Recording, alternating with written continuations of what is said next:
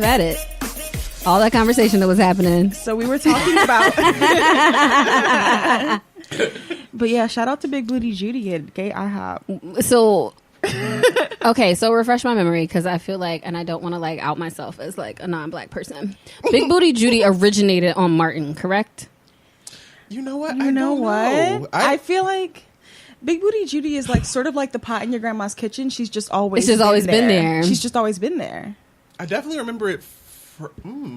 Well, I got it from ATL. I've seen that movie a billion times. And Right. It's one of my favorites. So. Yeah. I just feel like it's a part of my black vernacular, and I don't yes. remember getting it from somewhere. I just remember like, oh, that's Big Booty Judy. Right. Like, that's what you Well, that call was the her. thought that I just had. And the reason I had that thought is because my best friend in the whole wide world refers to my boss as, I probably should not say any of this. You shouldn't. Anyway, sis. But here we are.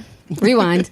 So in that moment, I just thought like Big Booty Judy is such a like universally black thing. But then, of course, my thought was like, So, Darryl, what are we drinking? We are drinking brown derbies. It is. I thought you said brown dirties earlier. We can change it to brown dirties. Because I was like, I relate. Right. Okay, well, we're drinking brown dirties. It's like a brown dirty, but it has smoked honey in it. So it's bourbon, honey, some grapefruit juice, pretty simple, and some seltzer. And you just mix it together until you love the color and love the flavor. And you dispense that shit. It's very peach looking. It is. It's very delicious. I feel very like Sophista Ratchet drinking it. Praise him. And so this, along with all the other drink recipes, are available on the website under the drinks section. Drinks. And the website is www.3blackfemmes.com. And it's the number 3. The number 3. Correct. And it's definitely a popular section of the website. Yes. It is. People have been checking in, looking at the drinks. People have. I love it. After the landing page, next it's draggings. Yes. And then finally, it's not finally, but next after that, it's drinks. Yes. People love it. I'm here for it. Me too. So we are 3 Black Femmes. Yes, we are. Hi. Hi. I'm Rhythm Keen, a.k.a. don't have cool AKAs like Miriam. I am Darryl. I have no AKAs. I'm just Darryl. I'm Miriam, a.k.a. the middle-aged millennial. Queen of hangovers, first of her name. Yes. I mean, if you're going to show up right or wrong. Yes. Hell yes. Well, at least I showed up. You showed up. And that matters. That is the motto for millennials. So we are a podcast, and as Darryl finally swallows that last sip of his drink, You better swallow. yes, look, Always do. Don't waste. shout out to Issa. What does our podcast do?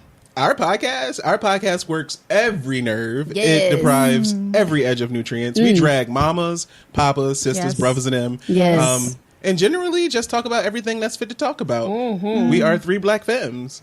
We are. Yes. Something took me to somewhere. I don't know what triggered me. What did you say? Oh, it was about giving head and swallowing. I have a swallowing story. How do we get here? Wait, what? How do we ever get here? We were talking about swallowing. You were Y'all, talking. you too.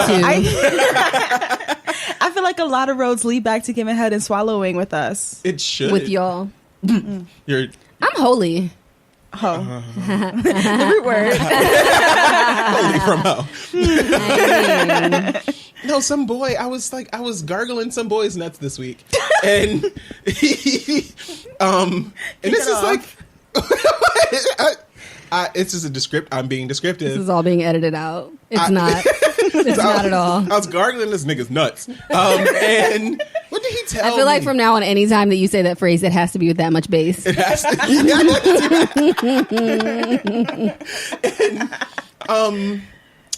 And this thing is like he came over to my house at like maybe 12 or 1. I don't remember. Just whole hours. And he was asking questions about my sexual partners, and I don't generally like talk unless I know your first name. Like, don't really talk to me about my sexual past. That's really not your business. Just talk to me about like what's happening right now. It's really also a really inopportune time to be asking that question.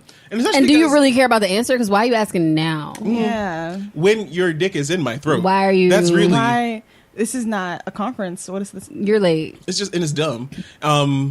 He asked me if I swallowed someone, and he's the last time I swallowed, I think, and I was like, I was with a friend, and I gave him a friend job. And I feel like we need a glossary section on the website. I can definitely make that happen. And he asked me, if I swallowed him, and I was like, yeah, I think I did, but it was too much, so it was like half swallow, half spit, but like I made it like porn enough that it was hot. He gets up, like, fucks my throat for maybe 10 minutes. Then it's like, I gotta bounce. Then hits me up later and was like, oh, I don't think that... what did he tell me? Guys who swallow probably have HIV is what he said, actually. Wow. Yeah. And I was just like, well, science. Right. There's actually no documented case of transmission through oral sex. I think actually there may have been one, but that was like an outlier because the person had, I think, open cuts in their mouth. But I was like, I've been doing this since like, kindergarten. Yeah. So, oh my God. I was fast. I was fast. This is a career choice for me. Jesus. But that was it. That's the end of the story. And I was just sitting there kind of flabbergasted, but mostly really concerned about wanting to suck him off again.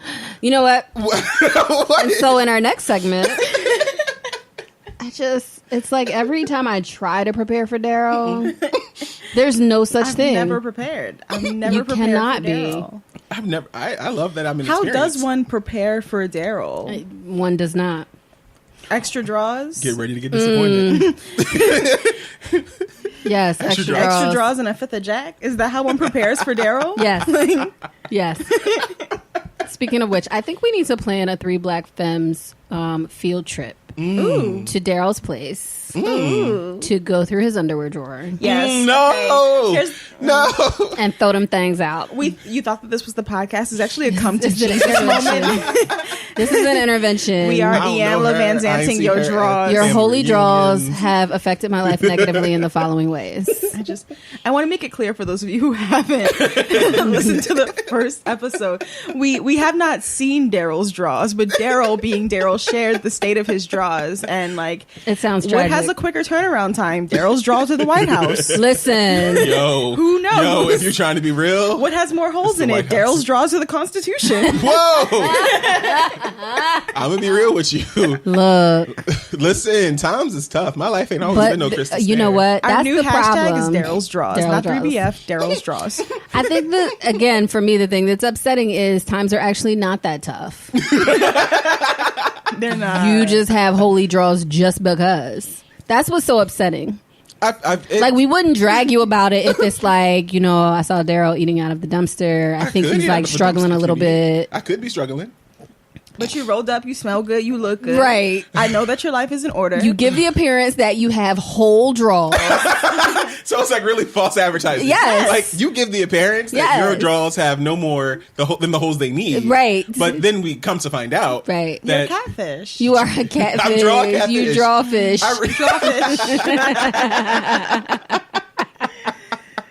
I am though. I do need an intervention. It's upsetting. It's ridiculous. No, what's more upsetting is that you have had interventions. Multiple. And you continue Each to of my relapse. boyfriends. Yes. This is upsetting. Well, and it's also one of those things where it's like, if I don't have I just want the attention. So He's like, in what ways can I get attention? yeah, walk around with these like rag ass draws. That's so upsetting. Wait for you to say something. I feel like In What Ways to Get Attention is the title to my chat book. Yes. I'm here I just for want it. the attention. A I'm here for memoir. it. It's gargling nuts. The Darryl Watson story. Yes. Yeah. I feel like that could also be the title of your unsung episode. On today's Where are episode they of now? Unsung. And I'm just like a recovering like ball gargler. Yes. Like just sitting there in the corner. Yes. Like, Oh my God. 2017 was a hard year for me. You're like, right now I'm breathing freely. Ain't no nuts on my nose. That's hard. That's hard to do. Life is hard. But I found someone whose kink is when you find someone whose kink like closely Yes. aligns to yours. Yes. I feel like angels in heaven Yes. get wings. Yes. Like I feel like bald head Jesus is crying. Yes. My Jesus is bald headed. I also That's appropriate. What's that now? That's appropriate. It is. It is. Yeah, true. Yeah, and he has a Sunni too. And he's from Yes. Philly. And he I think I know smells your like Jesus. weed blunts. Tell like your weed- Jesus weed I blunts. said 215. Look. I think I know your Jesus well. Child, my Jesus like empties out blunts on SEPTA. Like that's my Yes. Jesus. So yeah, like we'll see because I think we're going to be linking up soon.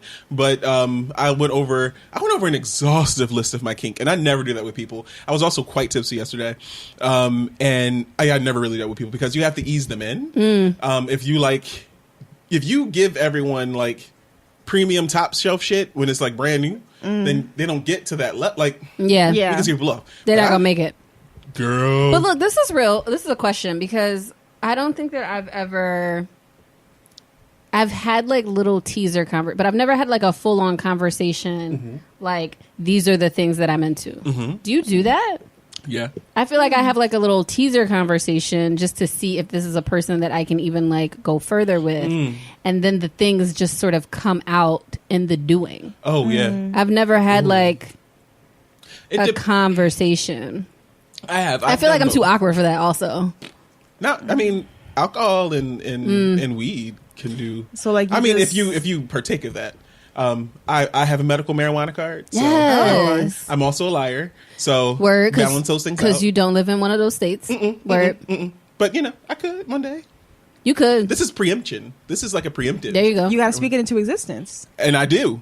My Jesus wills it. I got. He's gotta- he's you on gotta the back of freak the it into 32 unrolling some blunt.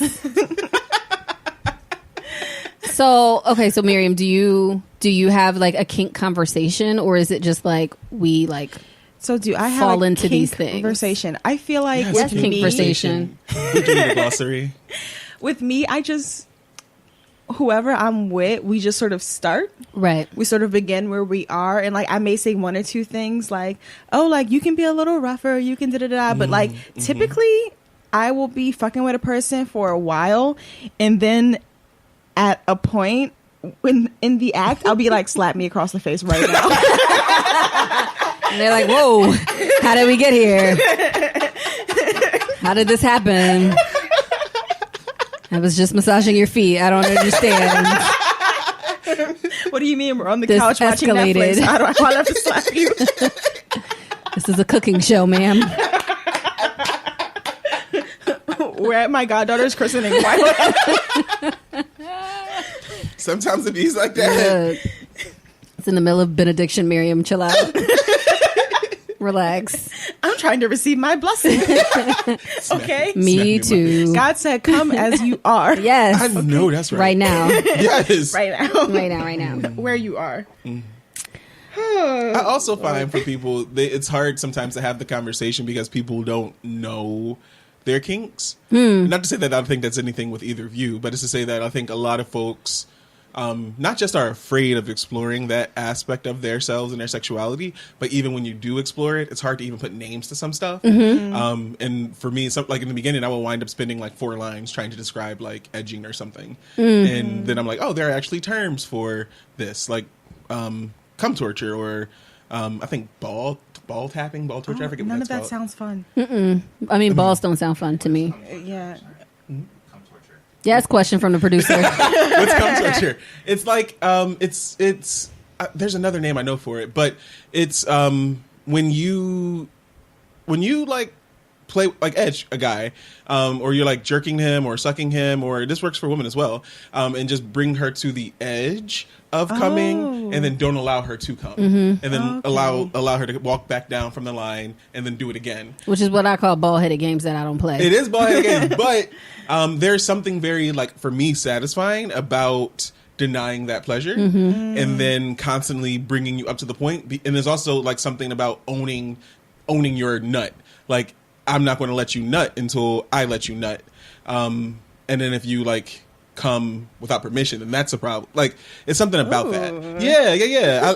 That's how most of It's my a thing. Is that a kink I didn't know I had? Discovering our described kinks. that, and I was like, wow. I like being in control of things. Shocking. Shush your mouth. So once again, I find myself in the middle of you two. It's amazing. A good place to be. It's the greatest place in the world. Yeah, I feel like I have like a little bit of conversation, and then a little bit of it is like coming out in the moment. But the conversation isn't like sudden and abrupt like Miriam. Like, before I hypothetically ask someone to slap me, they're going to suspect that that's a thing I would say. It's not going to be like at the middle of the parent-teacher conference. Like, they're going to know this is probably a thing that she's into. Which makes me think about, like, having been with people who... I think this is where the conversation is important. Because I think the less conversation you have early on, the more likely you are to end up in a relationship or a situationship or a sexual relationship with somebody who, like, your kinks are not equally yoked. I love that. That needs to be in the Bible. Yeah. Erase everything else. Put that in. All of this is being edited out.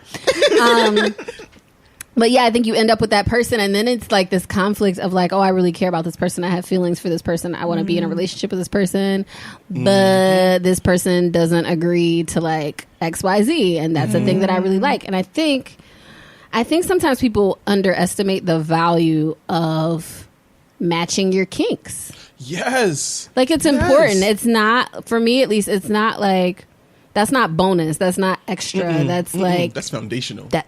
Okay. That is. That's laying the cement. Yeah, and I think even like you could find someone. I'm trying to be mad vague. I can see it. Like, how can I say this without outing myself and them? So I've dated a person before in the past. Definitely the past. I'm not being like weird. Okay. Who like I sort of made clear, and I started sort of subtly with like conversations and with like little nudges, like, hey, you could like do this. And that person just was not built for those things. And in my mind, I was just like, oh, this is a good person. And we like have, we're really similar in a lot of other ways. So it's fine. That's bonus. Lies you tell yourself. Yes. Yes. Lies. Yes. Because, sometimes you just need to be gripped up by your throat. And you just do. Tuesday moods. Okay. Wednesday moods. And Staff meeting moods. Whatever. Look, if Tuesday and Wednesday and staff meeting and breakfast keep passing and that's not happening, and then you start to realize like this is actually something that's important to me, and at this point, even if you did do it, I know you're doing it because I want you to do it and not because you're actually enjoying it. Yes. And nobody wants that. Nobody Like, wants that. Don't do it if you don't want to, Don't shorty, do because I it. can tell. Look. And my pussy can too. Ooh, yes. So- Yes. I just shuddered. My starfish just shook. Yes. Starfish shooketh. Put starfish on the glossary. I'm a starfish with a classic. We're gonna just make that a page on the website. People are going to be like searching it in the middle of episodes. Like starfish. So I think starfish is a good segue into Black Joy of the Day. Ooh. It worked for me in my spirit. So I'll start since everyone's silent. My Black Joy of the Day. I wonder if we should make it of the week because I'm going to say of the day, but it was yesterday. But whatever. My little brown body got into a kayak. Whoa. On the Schuylkill. That sounds fun as hell. It was great. So I kind of got myself into something I didn't know I was getting myself into. So I had the rhythm story. Yes, life story. So my day job had this, we have this partnership with this organization that was like, hey, as a part of our getting to know you meeting, we should get in kayaks and go down the Schuylkill. Oh. Sounds And I was some like, white people okay, nonsense. girl, yes. I was like, okay, we can do this. In my mind, I confused kayak. So I've never been kayaking. Oh my. Obviously. I confused kayaking with canoeing. And actually, I might still be wrong. So in my mind now, kayaking is like single person and canoeing is like multiple people. Is that right? I don't. That's what I thought. I don't know. What makes you think I would know? Yeah. At any rate, I thought it was going to be multiple people in one little boat and I could like be cute and not really row that much. Also, I can't swim, but whatever. So we get there and they're like, who's never been kayaking before? And of course, like the one little black girl is like, me. And so everybody else was like, well, I've been, but it's been a long time. Well, not everybody, but like half the people. There was a group of like 10 of us. And so I was the only person who had never been kayaking. And of the people who had been, there was like a handful of people who were like, I haven't been in like 10, 20 years. And so the leader was like, all right, for those of you who have never been or who haven't been in a while, you get in this kind of kayak because it's like more stable. It's apparently for like fishing or something. So that needs to be more, whatever, girl. I'm just trying not to drown. So they put me in one of those. And then, but as they show them to us, I'm like, oh, that's like really tight for two people. It doesn't look like two people will fit in that hole. It's happened before. The Darryl story. That's Thursday night mood. So I was like, oh, it's just a one person type thing. But of course, you know, like I'm cute and professional. I got played off. So I'm like, okay, this is cute. Let me get in this little boat. And so I get in the kayak and one of our fellows who is probably like, I mean, like recent college grad, so she's like 22, 23. She's like instructing me and she's like, okay, so hold the paddle this way and make sure you can always see this and do this to turn around. And I was like, okay, girl, I got it. It was cute. The moral of the story is I didn't flip over. I didn't drown. I didn't properly plan for either of those possibilities. I was wearing a life jacket, but I mean, come on. But like, I was, really? Look, I was going to like panic and flail and like ruin my Marley twist. It was going to be bad, but I survived. I didn't go as far as everybody else because I know who I am. But there was a moment that was just so peaceful because I didn't go as far as everybody else where I was like in the middle of the Schuylkill by myself. And it was like really dirty because it's the Schuylkill. Yes. Yeah. But it was peaceful. I was by myself. There was this element of like, I am surviving on my own. Yes. It was dope. And it's like, that was the kickoff for my little birthday weekend. Oh. Mom. By the Kickoff way, season. everybody, Rhythm's birthday is coming up. And we're all really excited. I'm going to be 30-something. Again. I'm going to continue to be 30-something for the next few years. So yeah, that was my black joy of the month of September. Yes, for the month. So, my black joy is not peaceful. My black is not peaceful, and neither is my joy. So I guess that's appropriate. I love that. My black joy is not peaceful. I was at the club last night, Yes. pretending to be way younger than I am, and How is that possible? I was okay. I'm not. Don't drag me. I'm not All right? dragging. Yes, drag. I'm drag only me. 13. Give me some Whatever. drinks. Which is to say, I was out way later than I should be for the time I had to wake up this morning. I don't move like that anymore. Look. And I have to convince myself. But anyway, I was at the club and I was at the gay club because that's implied. Yes. Because we're not paying a $15 cover to be sexually harassed. That's real. right. Who goes to straight clubs anymore in this economy? That is real. Who does that? So yeah, I was at the gay club with some friends and some other femmes, and we're just like dancing around and like living our best life. Yes. And Wild Thoughts comes on. Uh-oh. And as a wild thought, I didn't naturally need to get my life when this song is happening. So I start grinding or whatever, and a dude looks at me and he like, you know, like wants to dance, but you know how straights ruin everything. So Everything. the gay clubs have been, is there a word like gentrifying for straight people? Straightrifying. Straightrifying? Like The straightrification of gay clubs. straightrification, like missionary refying? Yes. So Yes. so you know, gay clubs, like especially in Philly, have been straightrifying lately, and this one had been. So I expected that this was just like another dude like who wanted to like push up on me, and I'm really not with that shit. Like I don't fuck with that straight shit. So but you know, he's just like looking, and then like, oh, he's not trying to push up on me, like trying to like read his signs, like sort of see. So you know, I go and I like start dancing toward him, and like just the fact that, and this is a gay black man, so I guess like gay black men are my black joy, Yes. both for this week and for multiple other weeks.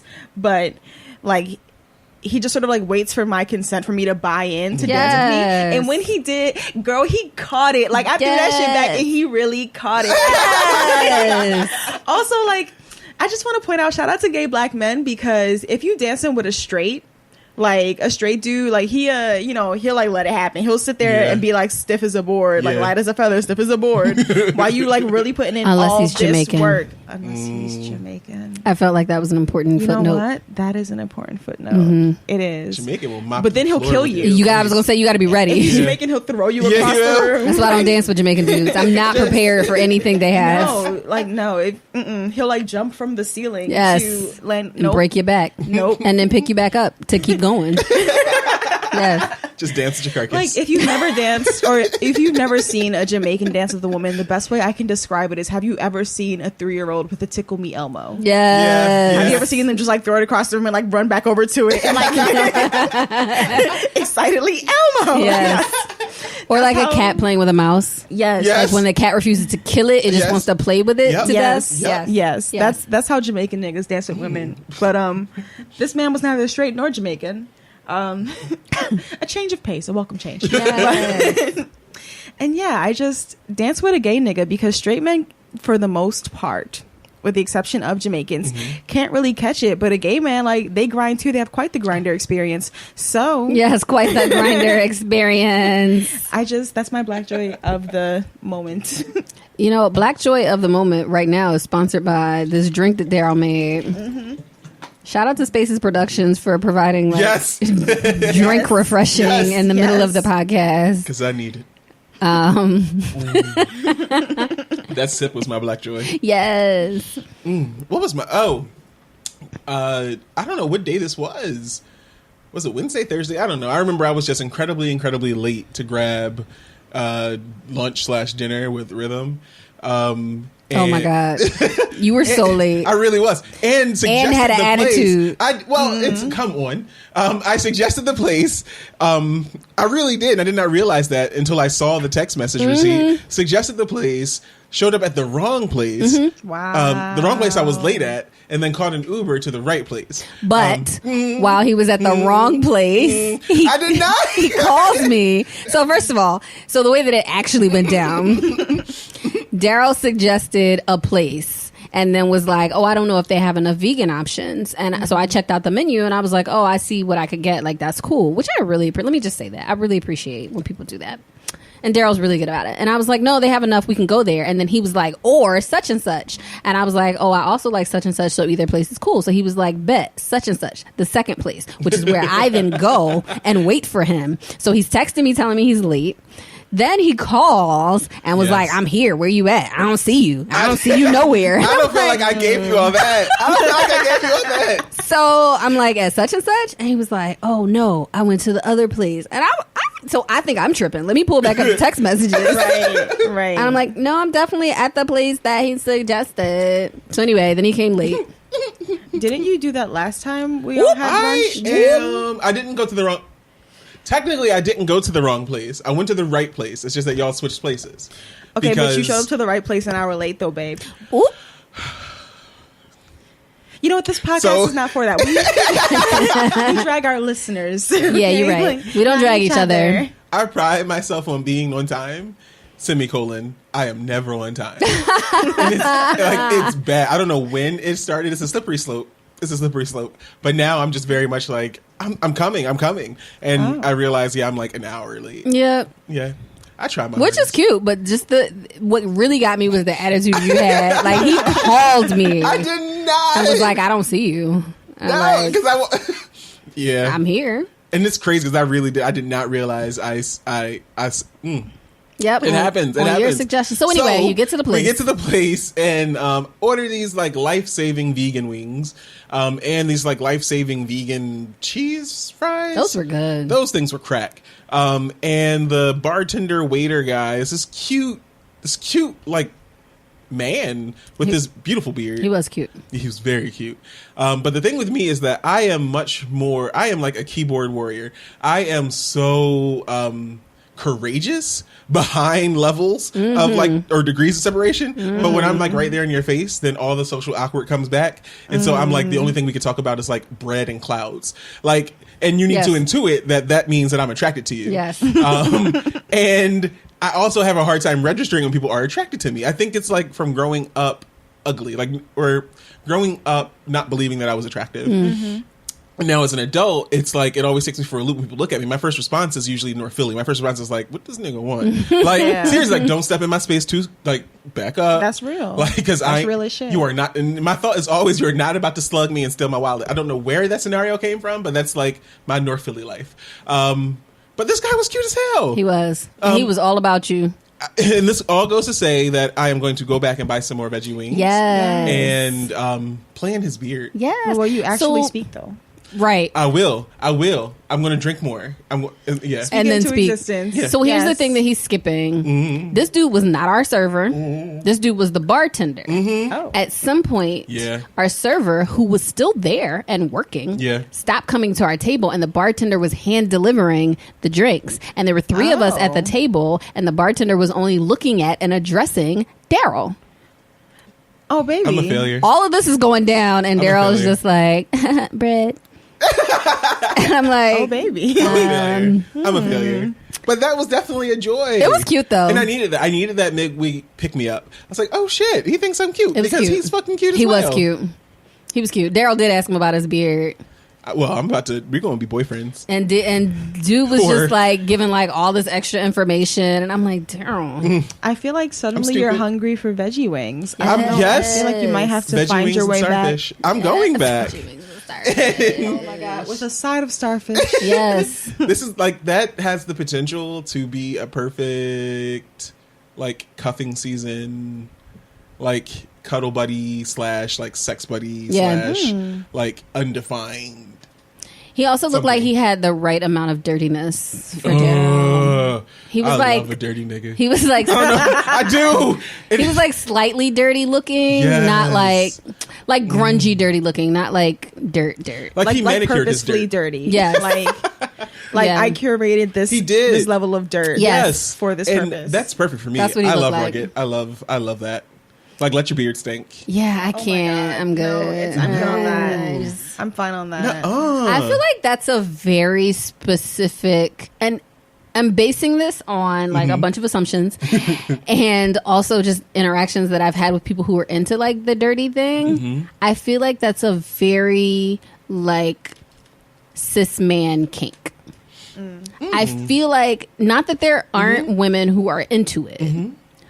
I just feel like there are very few, and it's a very specific.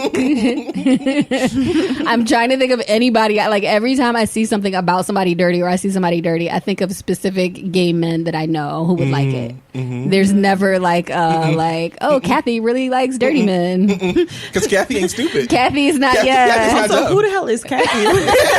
Who is this the go-to hypothetical 59-year-old white aunt you've made up? Who works in HR? She definitely works Kathy in HR. from HR. She needs your time sheets by 10. Yeah, she does. Yeah, I feel like that's just a very specific. Like, I feel like there are kinds of kinks that are like universal in ways, and that like cross spectrums. I feel like dirty dudes, like that's y'all.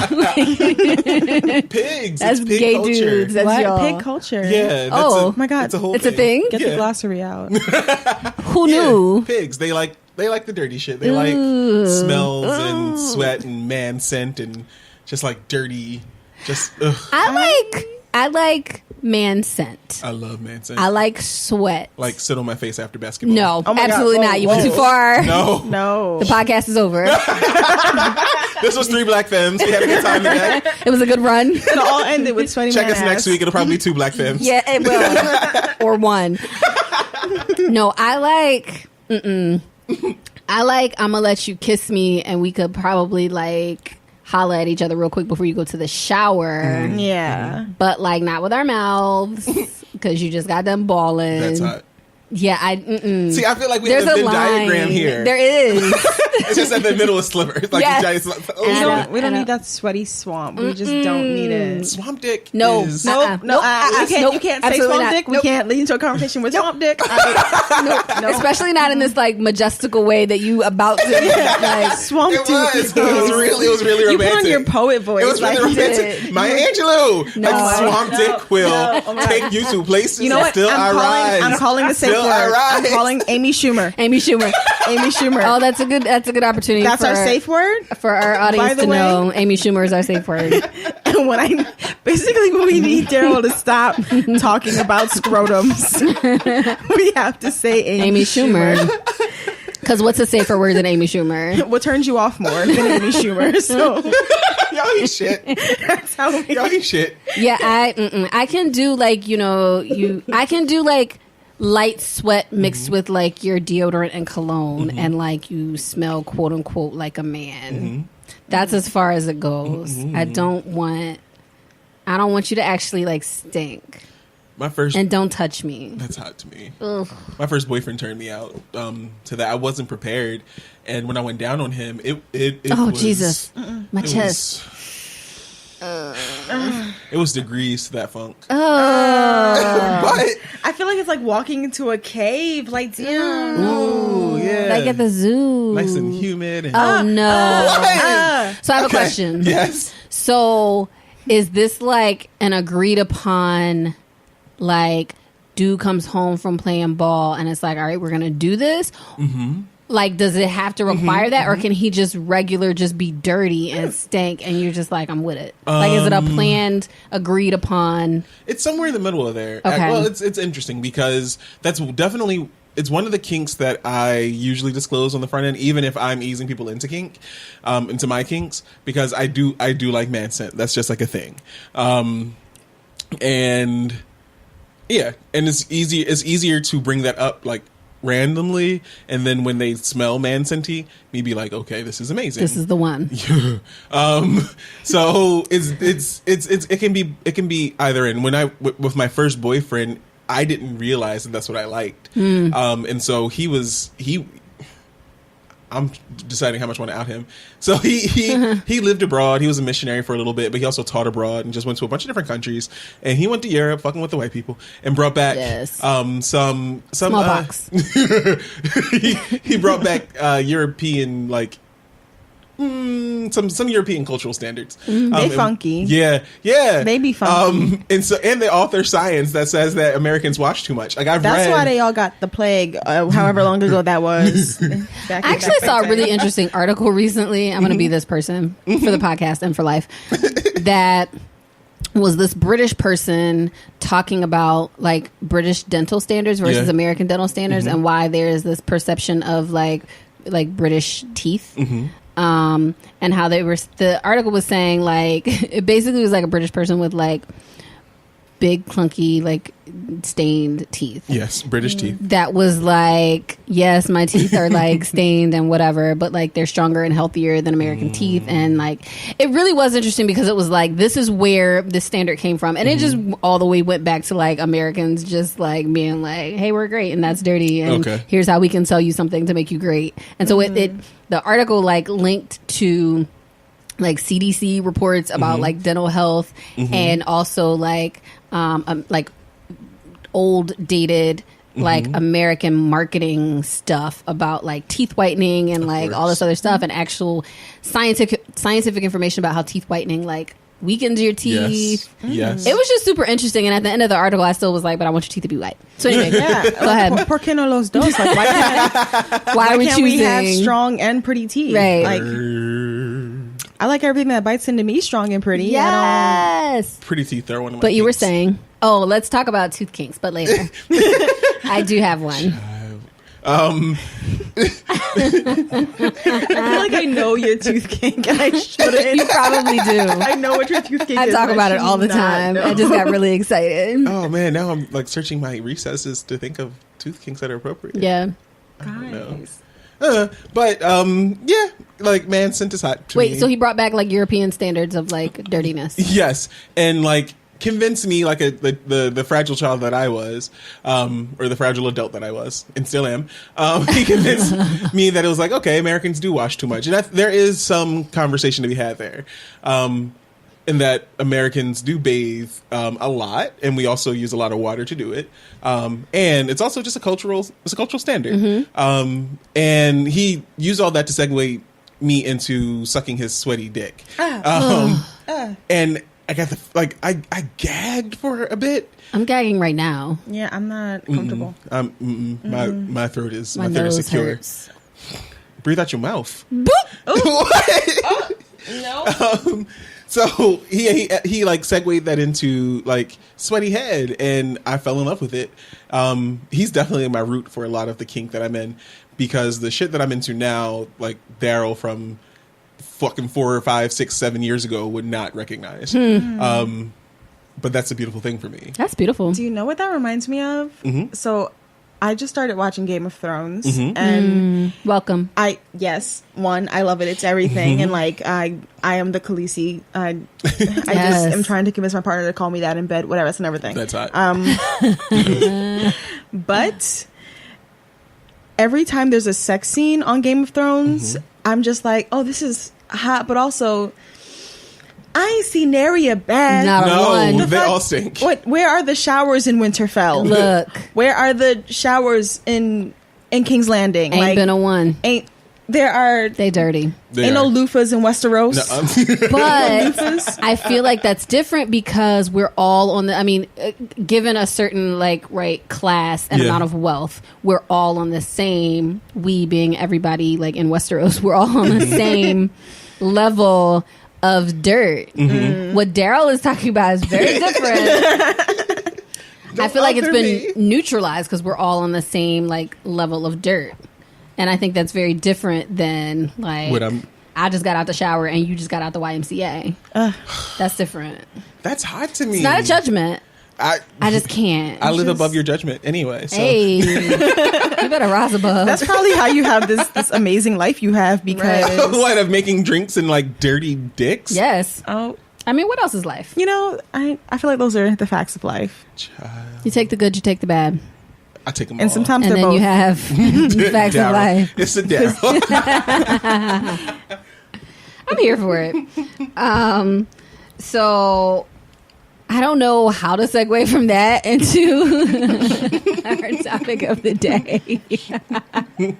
Sometimes I enjoy just not segueing or awkwardly segueing. The way Darryl was segueing from receiving his drink at the bar to awkwardly flirting. Yes. So I think we sort of naturally stumbled into this topic or question of dating, right? And what dating is like in your 30s, first of all, which Miriam cannot relate to, but whatever. All right, we're not gonna put me out there for being a young bull. Okay, y'all wanted my young ass on this young bull on this damn podcast. Miriam's like, I was invited. Listen, we both got dragged. I was told by Apple Care. You better smile through this dragon. Afternoon plans. Yes, afternoon plans. They just came through. Praise God. Dating in your 30s is trash. I don't think that really needs to be explored. It's just dumb. It's terrible. Was dating in your 20s even So here's the thing. In retrospect, I think it's probably hard to answer. I think I'm in a really unique position in that I did a lot of things super backward. Not backwards, but right now for me at 30 something, it feels backwards. So I was in a long-term relationship for most of my 20s. Literally almost my whole 20s. House, marriage plans, all that. So I didn't really do dating there was a brief period where I was momentarily single where I did dating in my 20s. That also sucked. I think I just don't like dating. Yeah. Honestly. I think it sucks. I think it's harder the older that you get. But I think in general, I just don't enjoy it. And I always have all these thoughts of what dating is going to be like. And it's never like that. Like, I'm like, I'm going to have all these different dates on different dates of the week. And, like, I'm going to blog about it. And it's going to be so cool. And I'm going to be, like, so free and, like, so open. It's never that. It's tragic. I'll never forget the first apartment that I had, like, by myself as an adult. That's not accurate. The first apartment I had by myself as an adult after ending this long-term relationship. Mm-hmm. So I was late 20s. And I was like, I'm just going to like rebuild myself and focus on me. And I'm going to decorate my apartment really cute. And like, nobody's going to be allowed to come over because I'm just going to, I don't even know if I was trying to be celibate. I think I just thought like, I'm not going to have anybody in my physical space. Mm-hmm. And I remember I told a friend of mine about the plan, and then I either saw him or talked to him like maybe 6 months later, and he was like, you know, how's that whole not having company thing going? And I was like, honestly, it's been 6 months and I haven't even had to tell anybody that that's the rule. Oh, it was so tragic, and I feel like that's a summary of what my dating life tends to be like. I don't even know how we got on me. The point was we were talking about dating and like what constitutes dating, especially in 2017. Mm-hmm. I think people look at like my generation and the one after as like, oh, y'all don't date, this is like a hookup generation and blah blah blah. And I think it's way more nuanced than that. Yeah. I think it's just more difficult to figure out like what is dating and what does that mean, like, because you're not like coming over to like pick me up at my dad's house and asking for permission to like take me to the county fair. So it's just a little bit more difficult to figure out like what we're doing. Yeah. Without having a what are we conversation. Oh God. Those never go anywhere. That's why I have them with myself for like the first 10 conversations. And then when each of those reveals itself as a lie, then I have the actual, so what are we? Mammals? The phyla chordata? Yeah. We are farmers. Dun, dun, dun, dun, dun, dun. I'm going to file all of those away if I ever have to have that conversation ever again. I cringe at that conversation now because I usually don't. I have a 3-month rule, so it's like it's not like what's her name, Joan from Girlfriends. It's not. It's not as like neurotic as that. But I generally have a rule where it's like I can only do like a situationship. I can only do that kind of like laissez-faire, loose bullshit with a person for at most 3 months. And within that time frame, if it becomes clear to me that I have feelings that I want more, I have to announce that, and we have to have a conversation. It's not to say that we have to be on the same, well, at the end of the day, we have to be on the same page, whether that's if we are progressing towards like something more definite or if we are not doing that at all. But by the 3-month mark is usually where my feelings at least are coherent enough for me to understand them. So I don't have the what are we conversation before then, because I think before then it's just completely my neuroses. But once I'm ready to have it, it's not that if you're not ready to have it, but if you can't tell me what it is you want, even if it's not on the same page, then I know that I just got to move on. And that's after like so many failed situations with guys. I feel like I'm similar in that. So I don't have a time period on it. Like it's not as specific as 3 months, though. I think 3 months is completely like reasonable. Because you needed me to validate that for you in your life. But anyway, I love being seen. I do, and I tend to verbalize this to the person that I'm dating, which I still don't know what dating means, but whatever. Maybe I'll figure it out by the time I'm 40. Anyway, I do say, like, I'm fine with us just, like, kicking it and spending time and just, like, learning each other and figuring out, like, what we want and what this is. I'm fine with that until I'm not fine with it. Yes. And once I'm not fine with it, like, we need to progress or I'm going to bounce. Yeah. And there's not going to be, like, there's not going to be negotiation around it. And so I just need to let you know that now while I'm not in the heat of, like, that emotion. So that then when I do bounce, because you're probably not going to be ready because I choose poorly, then you'll know what it is. And I feel even less obligated to have a bunch of conversation with you about, because I told you that's what I was going to. And I've done that. And I have a really good friend who I just saw the other day for totally unrelated reasons. But we were in a circle of like his other friends, and like I jokingly said something about how we stopped seeing each other. And then somebody was like, but no, really what did happen? And I was like, oh, this is what happened. I like made clear what I was going to do. And then when that time came, I bounced because I'm serious about that.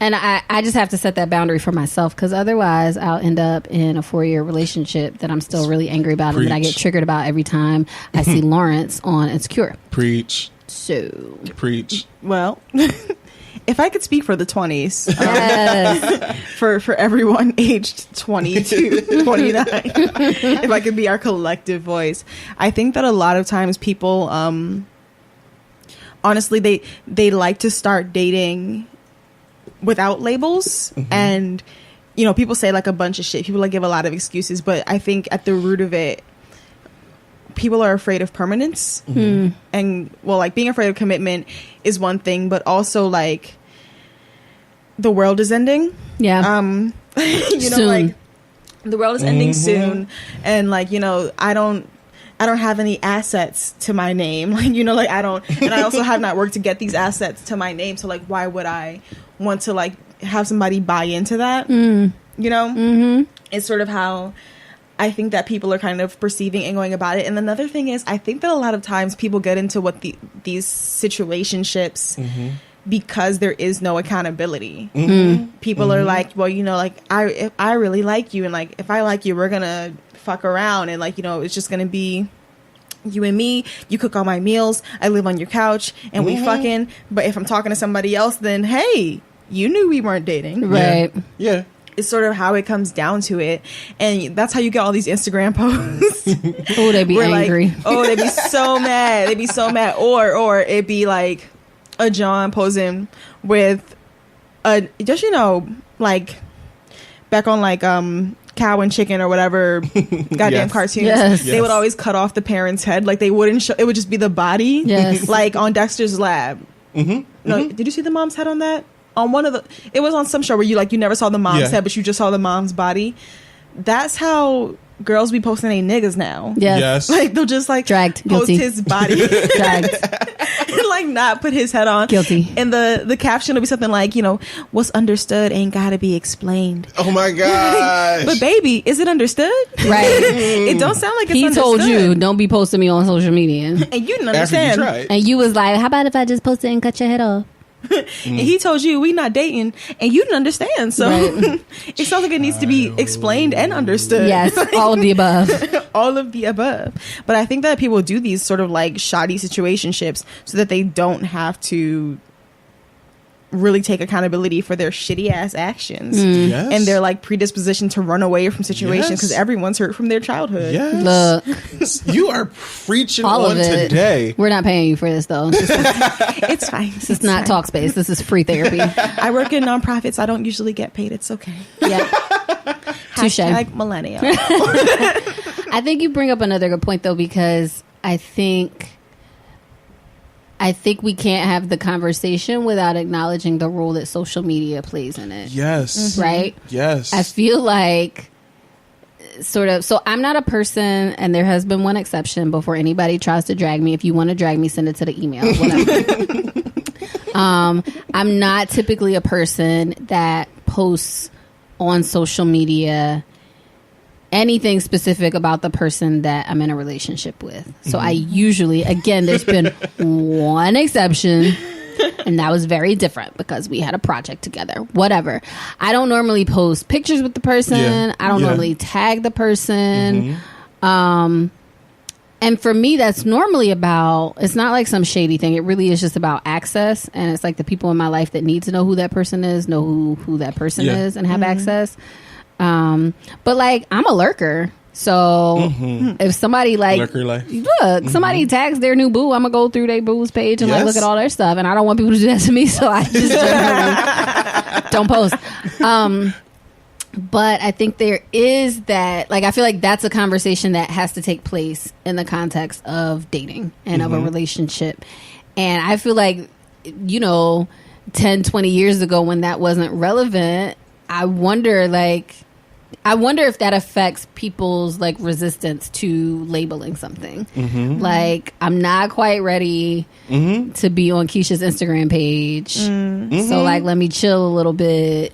And then that's my reasoning for not posting because we don't have a label on it. I just wonder how that like weighs into it. It has to. I think social media. Oh, before that, if you do want to drag rhythm, it is questions at 3 Black Femmes at questions.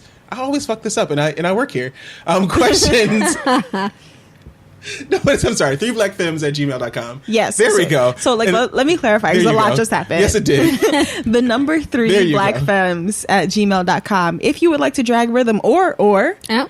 a cuter way is you can go on our website. Ow. You guys, Darryl made us a website. He did. And it's cute. really cute. It's so cute. It's the number 3blackfemmes.com. We have a section where you can drag rhythm. I don't understand what I've done to deserve this. It's not about deserve. Deserve ain't got nothing to do with it. It's true.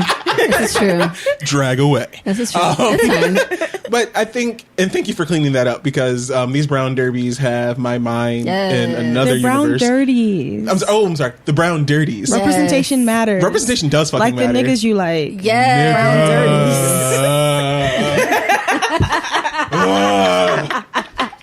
I'm about to throw this microphone into the wall. Wait, I have a question though.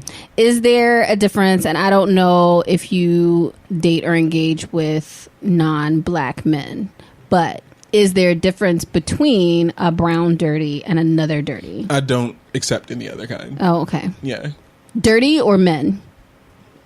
Both. Okay. But Okay. definitely more the first and the second. Okay. Like, I feel like if it's dirty, it has to be like Brown African dirty. based. Yeah. Yes, African based. It has to be a shea butter dirty. My dirty African Me based. too. Me too. I mean, that was just saying that. I It don't can't like be dirty. an Old Spice dirty. It has to be an incense Oh my God, dirty. Old Spice is a trigger. So like when you're a boy, I love Old Spice. I hate Old Spice. Do you? Yes.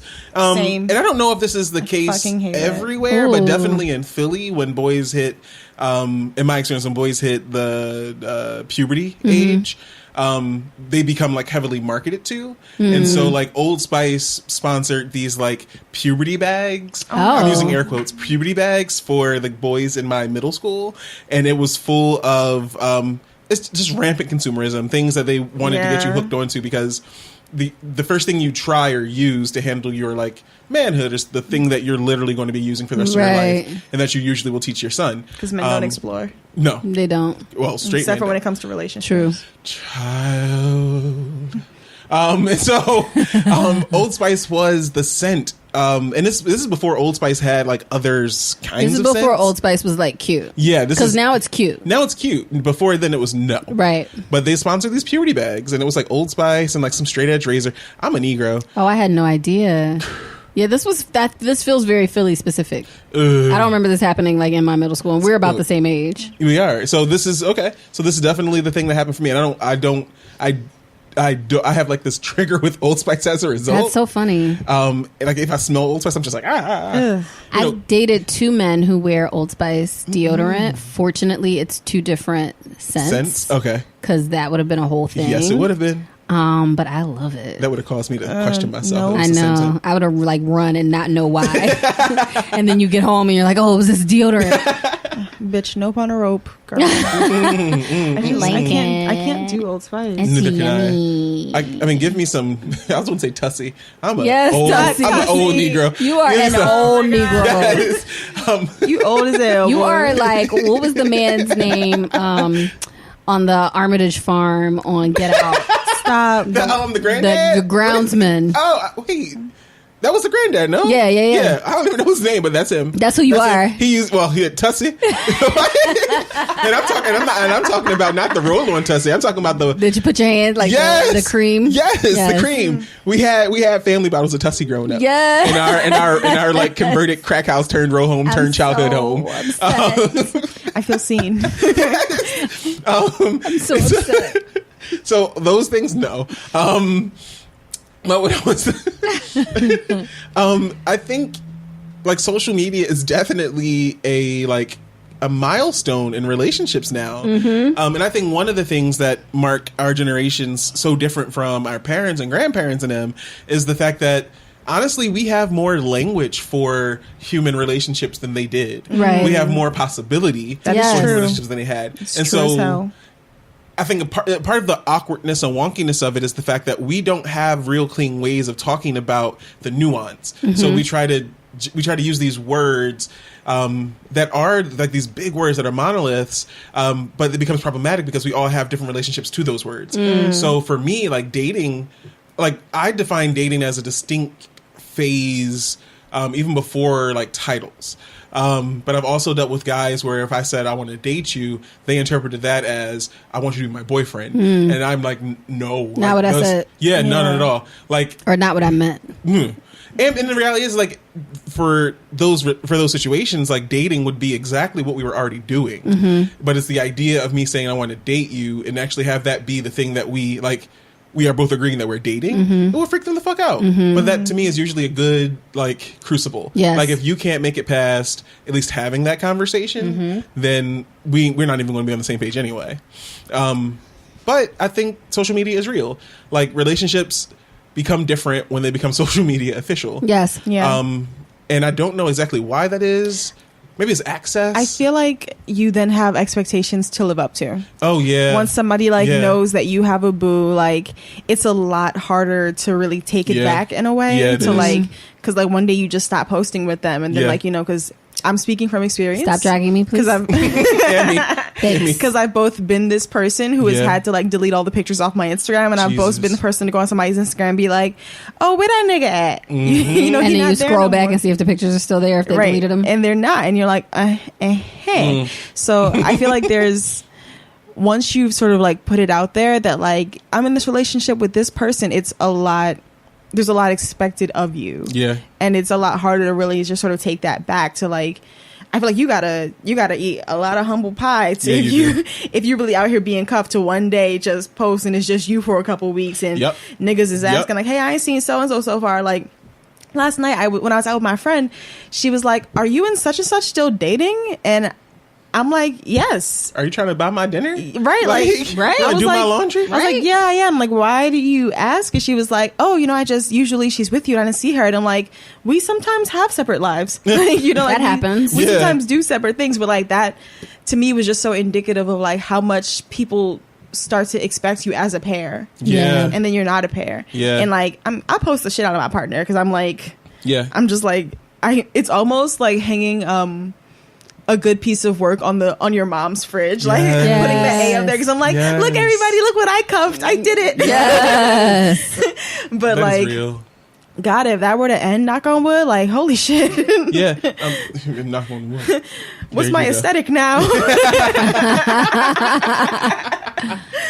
But I feel like that's real though. I feel like the moment you post something on social media, there is no like it requires a breakup on some level. Not that like you can date and when you stop, that's not breaking up. But I feel like that's a different level of something. Yeah, and then I think people are just petty nosy. So Absolutely. Hell yeah. yeah. I feel like we cultivate that though. Oh, completely. Welcome to Three Black Femmes. Right. So yeah, I feel like it's kind of, I don't know. It feels like, how like whenever Wendy Williams, who I cannot stand at this Second that point, emotion. when she has something, like when she gets dragged for something and then she goes on TV and she's all in tears and she's like, I'm just a person and I want people, girl. You make all your point dragging people and All you laughing do. at people's misery, and all then when you you do. get just a half an ounce of that back, then you're like, "But I'm a person, respect my privacy, girl." And you shaped like a half-drawn flag. Look, Shaped like a flag at half-mast. And you want to Okay. be out here dragging people. dragging folks. Girl. So I kind of feel that, like I don't know. I try not to make like declarations about the future because I can't declare what's going to happen in the next hour. That But ass. I don't know. I don't know what posting a relationship on social media will look like for me in Yeah. the future, just because I've had that sort of like, you almost feel like you want to retract the whole thing once you Yes. posted it and like it goes Yes. left. Yes. Like you just want to be like, just kidding, guys, that never happened. JK. Or like I just want to stop talking about it and I want nobody to mention it. Like Yes. I'm Yes. just making this go away. Yes. Yes. You make it go away also. Yes. So I don't know what that will look like for me in the future. But I can say that the times that I have posted things on social media, I'm aware of that possibility, and I'm still just like, this is my moment and this is my joy, and I'm gonna do it, and like fight me in the street. So I don't know. I don't mean anything that I say ever. I think that also part of it is like what I'm trying to tell myself now is like, well, you know, like this is a part of you and your growth and your journey, like this person. So like, even if you don't end up with this person, knocking on the wood again, like, then maybe you can still keep it up there because it's a part of your progression. Like it's like a tattoo. Yeah. Like I've had Facebooks for 10 years now, and there are pictures up there of me like in my emo phase still. So like, and that was also a part of my growth. So like, why would there not be pictures like of my ex, knowing the damn well that I deleted all the pictures of my ex off my Facebook? But if that was like an integral part of my growth, why would I not also document that? Right. Besides the fact that it would hurt like hell for myself to go and see it. I think that's real. And I think that's the person that I want to be, and maybe I will be by 40. But like this person, like I always think of like iconic women in like, you know, like in Hollywood or in the media or like that, like have no, or at least openly, like outwardly have no qualms about like, these were the great loves of my life. And this is the time period that I was with so-and-so and we had a baby. And then I was with so-and-so and we didn't have no kids, but it was great. And then I was with so-and-so. And like, it just is what it is. I'm unapologetic about it. They all contributed great things to my life. You know, I made some of them wear crochet pants and like just kept it moving. Like I want my life to kind of mirror that in a way. Like I do this thing where I like jokingly pretend like I never dated someone. Like if somebody brings up somebody that I used to be with, I'm like, I don't know who that is. I don't know her. I don't know her.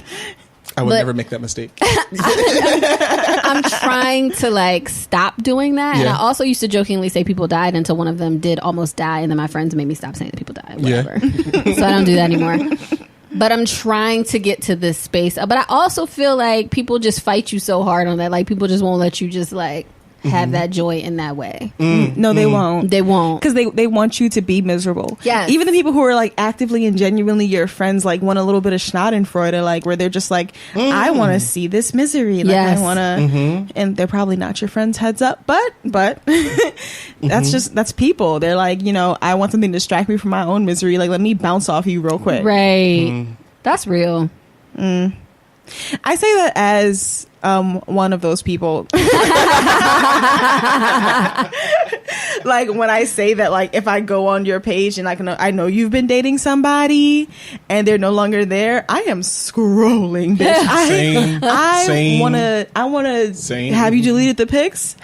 I am. Oh, what did you post? Is that passive aggressive? Can I decode this? Like, whole acquaintances. I'm not even that close to you, but I'm all in your bushes. All in your shit. I will slide in a DM and offer a shoulder so quickly. OMG. I will offer a shoulder so quickly. Fake as hell. I mean, I don't go that. Well, listen, if they ask for a shoulder, I'll give it. I have a shoulder. I have two. Yeah, like I have two shoulders. You know, I've been going through the same thing before. Let's chill. Let's watch a movie and let's talk about unpack. Let's unpack. Yeah, let's unpack. That's my favorite shit. Like, you know, let's just get together and unpack this. I love unpacking. I don't. I love watching you unpack. I have watched you unpack for a third party at least twice. Did you? And I enjoyed it, and I sipped my drink. Really? Yes. In your living room. It was great. Wait. I was like, yes, read, Darryl, read. I'm going to leave all this alone. It was great. I enjoyed it. Especially because I feel like you do it in a way that makes people like lean in and pay attention. And at least one of those cases, it was an unpacking that I attempted to do on my own for somebody else and they weren't having it, but then you did it. Yeah. I was like, yes, what Darryl said. I love that though. Yeah. I love that. And it's like, it pays to be perspicacious. It pays to be like perceptive in those ways. One, because I'm nosy as hell. Yeah. But then two, I don't know. I think I share that same kind of dream, that idea of being able to at some point sit down and and like recount the loves of my lives and recount Yes. the beautiful things that they've offered me. And I think I've done a good enough job with the garbage that I've dated so far. Look. And also acknowledging the fact that I'm a garbage ass nigga myself. Yes. But I'm getting better. Like I am like pre-sorted recyclables at this point in my life. Yes, pre-sorted. And I can honestly say, and this is probably because I go to therapy too, but I can honestly say that if I go to therapy vicariously through you. I say shout out to Darryl's I just therapist. be like, what did you learn today? How can I apply this to my own life? Yeah, shout out to my therapist. She saves everyone's wigs. Yes. And it's like, it's in that process of having to explore that shit through therapy, where it like, I demand more of the heartache. I demand more of the love. I demand more of it because I want to know and come to conclusions about who the fuck I am and and what the fuck I want on this planet. And uncover and unpack like the shit that I bring with me into relationships. Like the moment Bag Lady, the moment I really understood why I've always fucked with Bag Lady as a song, like it was one of those like come to Jesus, like burning bush moments. That song done dragged me more times than I can count. It was dragging me since I was a teenager, and I didn't realize like it was a pre-dragging. Yes. And then when it finally hit me, and I was like, oh, I am carrying a lot of this stuff forward with me. It was a beautiful thing. But I definitely do want to be that person who can sit down and think about just all the different loves of his life and what they offered myself.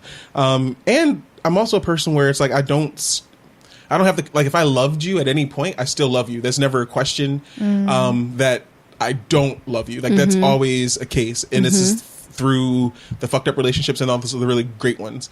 Like that is something that always lives with me. And so and I'm just a romantic and stupid.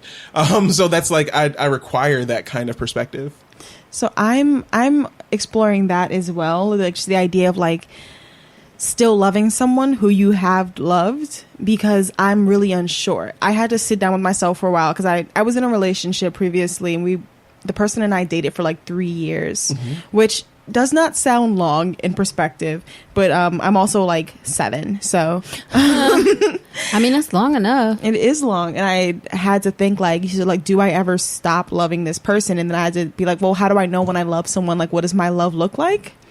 And I realized that like, what my love looks like, you know, the times when I'll pack your lunch because you can't afford it, and then meet you on the bus stop and put it through the window so you can get it, and like and shit like that. And like love. It's like when I'll take you onto my couch is like the kind of is what love looks like. Or like I'll provide for you and 3 other adults on an AmeriCorps salary, but like just things that love look like. And I realized that like my love looks like sacrifice. Thanks, Grandma. But I had to sit and think like, well, if I don't sacrifice for a person, or if I'm no longer willing to, like, is that when I know that I don't love you anymore? When I'm no longer willing to give of myself?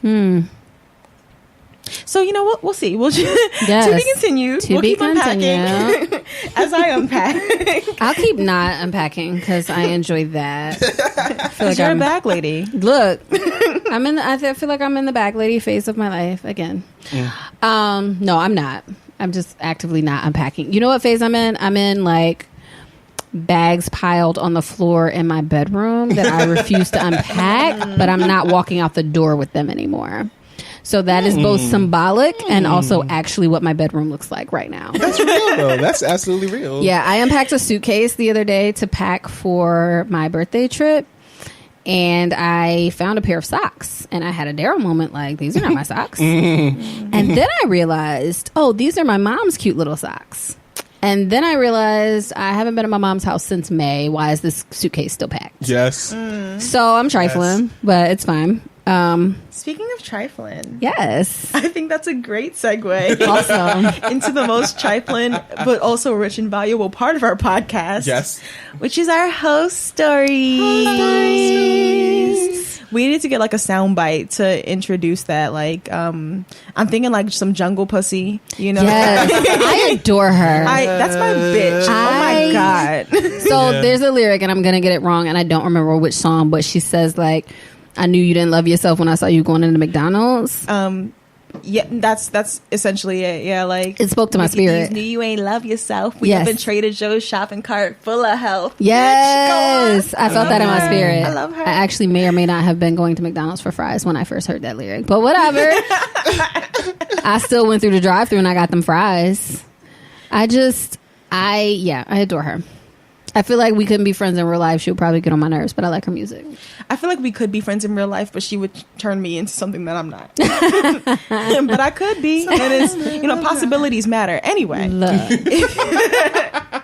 we do this thing here called Host Stories, where we give you the space to be a wild thought, Yes. and to let us know about the hoes of Christmas present and past. Yes. So if you would like to join in the fun and have your host story read on air, we promise to be anonymous. So send it in to 3. That's the letter 3. The number It's 3. a number. It's a number. It's cool. I need Brown another brown dirties. dirty.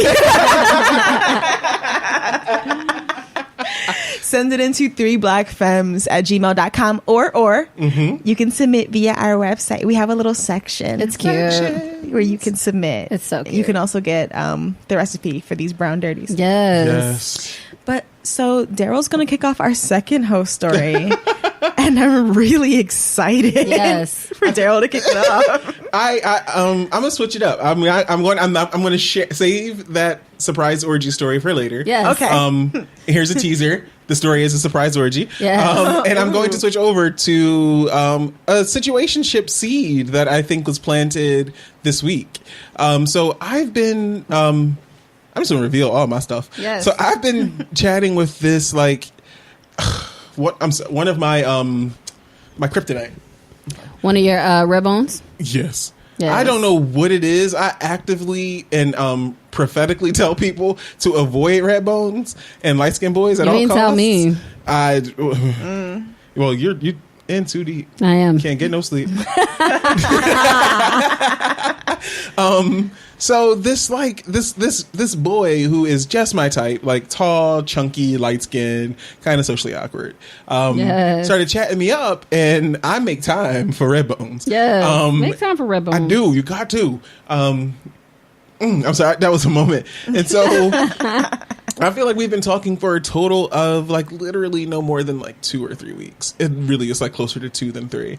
And I was telling you this story actually when I met up with you late for wings, vegan wings. Yes. And so I think really early in, and I mean, there is no early when you only met somebody for 2 weeks. Right. This boy said he loved me. Oh. And it's, and I honestly think that this is a formula for situationships and cuffing season, especially in my fat boy life. I think that the reality is that a lot of people, or a lot of fat boys have fucked up self-esteems because the world fucks people up, Yeah. and overproduces hurt people. And so I think that just in my travels and my travails, I've met so many fat boys, myself included, who were actively carrying hurt. And it was palpable. You could smell it, you could taste it, and it you could feel it, the gravitational pull of it.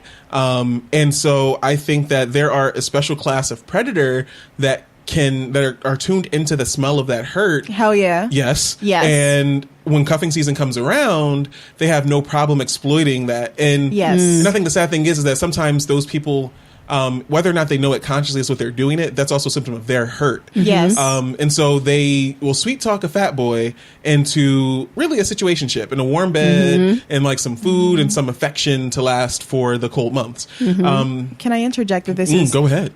this is really all fat people, because what you're saying is preaching Hell to yes. my life. Hell yes. Hell Niggas yes. will mammy zone Yes. you in a minute. Yes. In a minute, Yes. they'll do it, bitch. And again, I was and still am. I still carry that fat boy in me, who was told that he's not beautiful, who was told he's not worthy, told he's not enough, and really was taught in so many ways that he's lucky that a person who is skinny or a person who is that he finds attractive likes him. And so as a result, you you have to covet that, and you have to you accept the bullshit because at least someone validates me.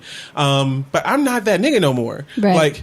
I spend $5,000 a year on therapy, so I had to leave parts of myself in the past, and for good reason. So I ain't that.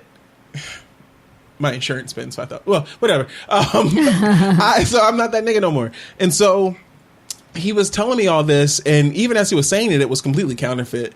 But it was also one of those things that I'm tolerating so far. And I'm also playing with fire because in the middle of fucking, I was like, yeah, I love you too.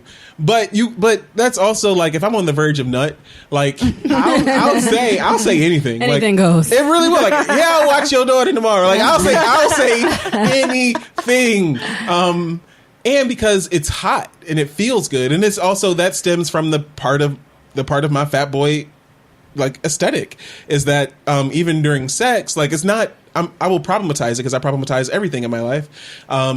It does speak to that same core kind of insecurity. But it's also one that I built a wall around and have found ways to have a manageable relationship with. And so I find myself with this like kryptonite red bone who I think at this point may even think that we're in some type of relationship. Oh, God bless him. And literally, this is me after we've had sex. He was like, "Oh, do you really love me?" I was like, "No, that's no, that's something that you say." That's like, whose is it? It's not actually yours. It's not actually yours. Necessarily. Sometimes it really is, in case you're listening. He looked a little bit like a deflated balloon. But it was also one of those things where it's like, and I told him, I was like, you don't love me. You don't know me enough to love me. What you do is lust after me. And really, you lust after parts of me. And that's cool. Like, I've formed relationships with less. Look. But... or you love the idea. You love the idea. And a lot of people do. I think I am relatively stable. And I'm also an earth sign. Yes. I'm a fixed earth sign. And so I think a lot of people like can take my calming waters when they do come as like an oasis and as a respite. And don't get me wrong, that's cute and all, but the reality is though still, that it's not for you. Like I built it for me. And so this is like an interesting kind of, situationship seed. Mostly because like the sex was hot. And he shoots. Lord Jesus. Yes. Like he shoots and he's a multiple comer. So I was in heaven, and he loves to kiss. I love to make out. If we can make out like we are in middle school, that's real. Then true. I will be real. I will be quite happy. Just tell him you love him. Let's just go with that. Yeah. I'm just kidding. Okay. And then, and then tune in for the next episode where I'm breaking down about being in a relationship that was a surprise to me. But I'm a ride the ride a little bit more just to see what's hitting and what's the situation. And mostly because, like I told him, a part of my kink is I like to corrupt things. It's just a part of my kink. I've owned it. But I love to turn people out, kind of. Yes. And so I said that to him, and he got really excited. He was like, "Oh, you love to turn people out?" I was like, "Yeah." He was like, "So what could we do?" I was like, And anything. "Child." Sign up. My brain goes to exactly the first space. I was like, I could have a bunch of my friends come over and just run you. Yeah. Oh, shit. This is not my first time. What kind of life do you lead? I know.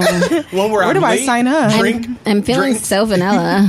Right? Like, Feeling mad vanilla right is now. it a subscription? How do I? The Yes. fuck box. It comes once a month. Yes. Hopefully more often than that.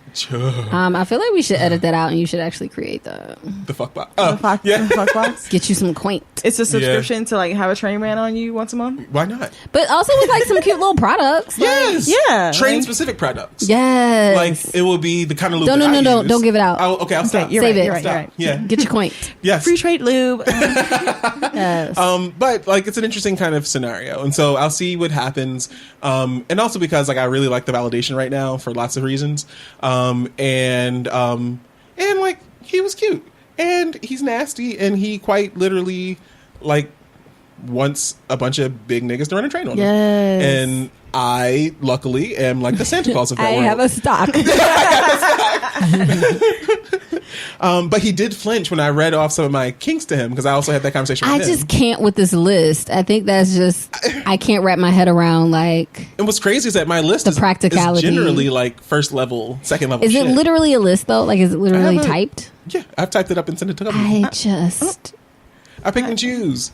I literally, and I had to tell him one of my kinks, which I actually think is kind of vanilla, but I don't want to reveal myself yet. And he was like, "I can't do that to you," and I was like, "So I'm telling you what's pleasurable to me. See, that's where and that's where the disjunction comes, or the disunion comes, because I'm like, I'm literally telling you something that's pleasurable to me that'll get me to where you want me to be, and you can't do it. He's like, well, I just don't see you that way. I was like, well, you don't see me anyway because you just met me, right? So why not see me? And drenched? see, that's what I don't like, and because I feel like the times that I've run into that, it has definitely been a matter of you're creating a value around this thing that isn't equal to what I'm saying it is. Yeah. And really a value around me and an expectation set around me that I don't agree with or subscribe to or like. Let me live. Yeah, like, I can't. Seeing me in my airs is really the highest expression of love. And I ain't expecting you to do all that. But so at this point, what I'm just expecting you to do is to smack me if I say I want to get smacked. Right. Spit on me if I say I want to get spit on. Right. Thank you. Like, call me names if I say I want to get right. names. That's all you're like, but no, I respect you. No, Let my I friends run you. I don't want to hurt you, bitch. If I want to be hurt, if that's what I signed up for, like, if you're saying all of these things and you're like, oh, but no, you're a flower, I want to go have sex with Issa from Insecure. Oh God. Y'all go do that. Oh my together. God. It always comes back to the cum shot heard around the world. It always comes back to that. That's because it's such a letdown. It's such a letdown. It is. It's such a letdown. And I demand more. She of her was yelling at character. him with nut in her eye. And then went back to the nigga. And then went back. Oh my God, that's so funny. Her eye was closed and she was winking like an injured cat. I mean, at least she was smart enough to keep her eye closed. Anyway, we don't have time for Issa today. No. We could deal with her on I another feel like a lot of day. people who are around her don't have time for her, but you know what? Look. Daniel don't have time for her. I have time for Daniel though. Everybody has. I'm not going down this path again today. I want to rethink my statements on the last episode when I said I wouldn't do certain things to. I followed him on Instagram and then I realized like I would gladly. Yes, I would. Daniel, if you're listening. I love the sexy voice you just gave. Yes. But don't forget, as Miriam said earlier, you can always submit your host stories, Yes. advice, show suggestions, drag rhythm, all those things. Yes. From Drag anybody. Drag Darryl and his. You can drag Darryl by the hole in his drawers. You really can. It's easy to connect to. Drag Miriam. Drag everybody. I'm perfect. Okay. So that's the Don't drag me. website. I'm an angel. That's the number 3 Black Femmes FEMMES.com. You can find us on Twitter, twitter.com/3 Black Femmes. Also on Facebook, so that's facebook.com/3 Black Femmes. And you can always send your questions into us, and that's going to be at. Go ahead, Miriam, because I messed it again. Wait, what? The Oh, the questions. email Yes. address? Oh, shit. As Miriam says, it's the letter 3. The letter 3, blackfemmes at gmail.com. Okay. So yeah, check us out and stuff. Find us. Yes. Yes. Drag the Darryl and page. Miriam. You don't need to, listen, my draws are in one piece. One okay. piece. Today. Mine are in one piece in my purse. I mean, technically they are in one piece. Rhythm. Yes. I'm just kidding. No, she's I not. don't believe that at all. I believe you're joking. You're smiling at all. too much to be I wearing don't draws. think it's a That's joke. not happening. Yes. You're smiling way too much. You look a little too free. Let the sun shine. Let the sun shine. Don't in. worry though. We're siblings in the struggle. Hey. Anyway, thanks y'all. Bye. Bye. Bye.